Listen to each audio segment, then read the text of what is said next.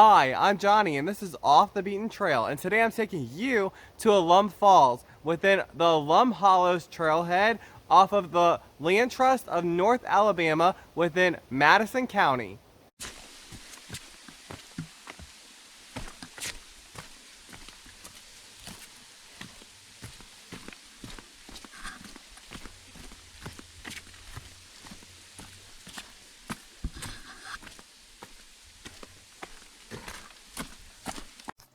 So I did an informational video on the Land Trust of North Alabama, and I'm going to leave that in the description below. It gives a lot of information about the Land Trust, and I highly suggest that you check it out.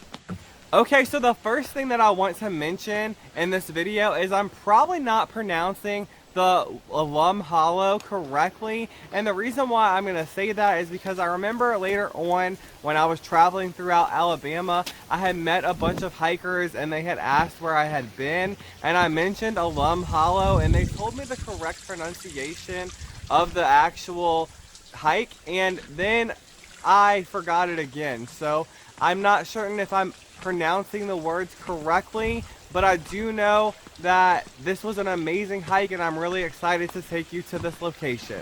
So the Alum Hollow trailhead is a massive trail system. It's more than just one trail. Like most trails within the Land Trust, there's multiple trails that stem out from one location. But like I said, it's a massive trail system and it's very easy to get lost. And I'm going to be taking you to the Alum Falls, which is the main waterfall that is known in this area. But then later on, I'm going to show you some more things. So one of the things that I really enjoyed about this hike was the rock formations and the rock walls that you will find along the hike. And one thing that you will notice as you're hiking is there's a lot of different areas that have information that tell you about the history of the area, and Native Americans often used these caves and these areas to camp out at whenever they were doing their hunts, and I find it very fascinating. So another thing that I definitely feel like I should let you know is that this is more of a moderate trail than an easy trail. If it was me grading it on a scale of 1 to 10, I would give this a 5 or 6 because there are a lot of steep areas and there's a lot of rocks in your path, and these rocks are very large boulders. I would say they're about 2 to 3 feet large, and they're very uneven, and you have to travel on them for a long period of time, which can really harm your legs, and it can be very difficult going down and coming back up. Right off the back, whenever I was traveling down the trailhead, I remembered looking at the maps, and then afterwards I didn't see any other maps for a long period of time, and the trails veered off and had multiple different splits, and I was like, where am I at? Like, this cannot be the right trail here. And I was like, how do I get to this waterfall? I was really becoming concerned, but I didn't want to go back because I was uncertain. So as I saw more hikers here and there, I was like, is this the directions to the waterfall? And some people were a little bit uncertain, like they didn't really know where the waterfall was at. They said there are some waterfalls, but they didn't know which waterfalls I'm talking about, so that made it more confusing to me because I began to wonder, are there more than one set of waterfalls, and do more trail systems take you to different waterfalls? There was really no specific trail that labeled like the Waterfall Trail or the Alum Falls Trail. So you know what, I just decided to go with my gut instinct and to take the trail that was the main trail that looked like it went straight down the center. And that's about the way I went to get to the waterfall. But like I said, you know, I was very uncertain about this.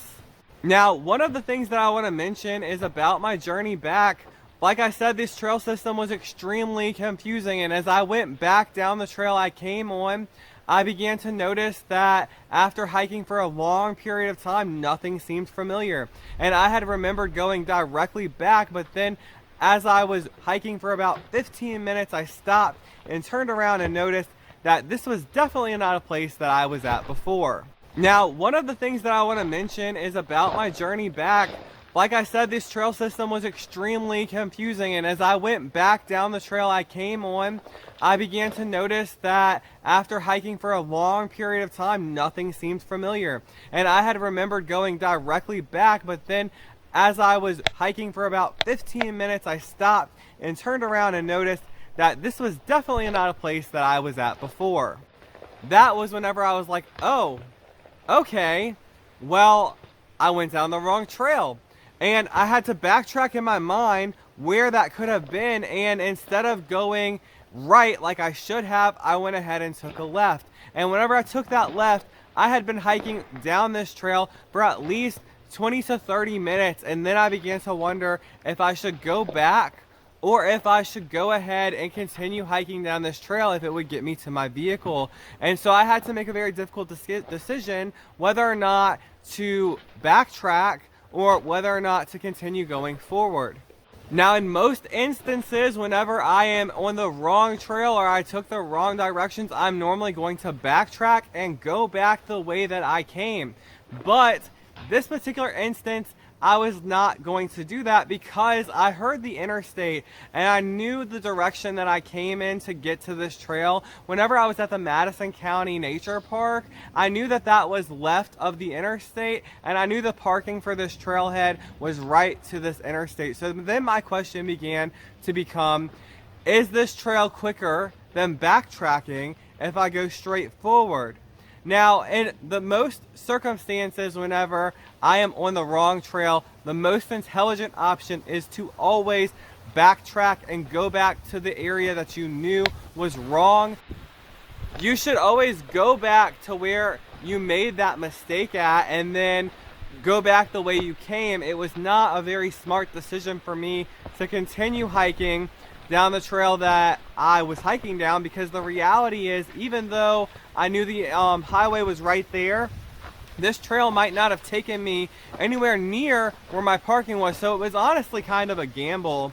I knew that if in the worst case scenario I could eventually turn around and go back to the area that I had missed, but I went ahead and continued going anyway, and I still wonder if that was the right decision, because it took me a long time to get back to my vehicle, and it was definitely much longer than the journey leading up to the point where I had took that wrong turn. So I still wonder to this day, would 30 minutes of a backtrack have equaled out the same amount of time that it got me to that car taking that long detour? The trails that I had been going on throughout this area within the Land Trust and within Bankhead National Forest, of course, are nature trails, and these trails are all animal friendly, including the Madison County Nature Park, if I had not mentioned it in my last video. And I think that it's great to be able to bring every member of the family on a trip like this, and let your pets and your children explore these trails at the same time. Alum Hollow is located in Madison County. Madison County has a population of about 361,000. Its largest city is Huntsville, with a population of about 195,000 and a metro population of about 462. In Huntsville, you can find a lot of hotels, places to eat, and activities to do with everyone in the family. It really is a great location, and I highly suggest that you check it out. Alum Hollow is about 24 minutes from the heart of Huntsville by car. Alum Hollow is about 1 hour and 45 minutes southwest of Chattanooga and 1 hour and 44 minutes north of Birmingham by car. Okay, so I'm about to take you to see this waterfall, but before I do that, make sure you hit that subscribe button so that way I can take you to a new location each week.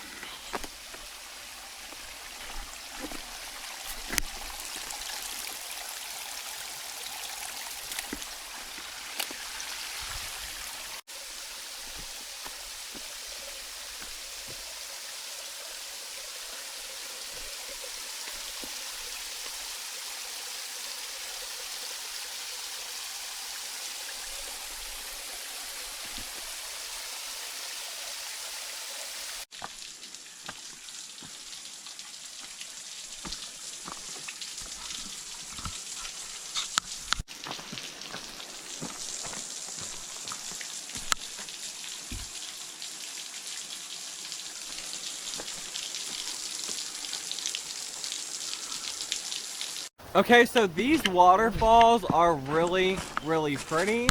And I was really excited to be able to make it to this area. But once I got there, I was like, did I really hike all of this way just to view this waterfall whenever it seems like there's so much more that you can view? So I did notice that the trail continued going left, but the waterfall continued to go right. So I decided to go down the waterfall a little bit, and then I was like, well, you know what? I don't want to go too far from the trail, so let's see if there's another area that connects to another waterfall later on. As I backtracked to the main trail, I began hiking down those serious rocks that I was talking about before, and they were really crucial. Like, they really hurt my kneecaps and my joints around my ankles, because you're just consistently getting hammered by these rocks and there's no really good footing. And another thing is that I don't know if that trail was even available for people yet, because it looked like the brush had just been cleared, and so I don't even know if I was supposed to be there or not. Another thing that I want to mention is this really cool vehicle. So I think that somebody drove this vehicle off the cliff intentionally, but I'm not certain of that. What I do know is that the vehicle has been gutted, which is the reason why I suggest that it was intentional. But it really makes me wonder, you know, who would have been out here and at what time would they have just pushed this vehicle off the cliff, and what's the story behind it? Is it just, you know, somebody's vehicle that doesn't run well anymore and they just didn't want it? Or was it somebody that, you know, is hiding a murder? Like, what's the story behind this vehicle being out here in the middle of nowhere? As I began to go down the trail, I began to wonder how long this trail was going to be, and many times I began to contemplate going back because it seemed like I was getting nowhere. But I had heard the faint distance of a waterfall, and I was eager to find it, even though it seemed to be taking me a lot longer than it normally does to find the waterfall. The trail began to zigzag around the cliffs, and it didn't look like it was going to match up with the waterfall at all, but eventually I got there. This waterfall was protected by a lot of brush, and to get down to it was actually very difficult, but I did think it was really unique. It was a cascade fall, and it was a bunch of little waterfalls going down a very steep rock cliff. And whenever I say steep, it was actually extremely steep. Like, it was more like an actual cliff compared to some of the cascade falls that I went down. And at several different points, I was jumping from rock to rock, and I began to climb across tree bridges going across this canyon. And I continued to go down for a long period of time until I began to feel like, okay, I have spent enough time here. So that's whenever I went ahead and decided to go back.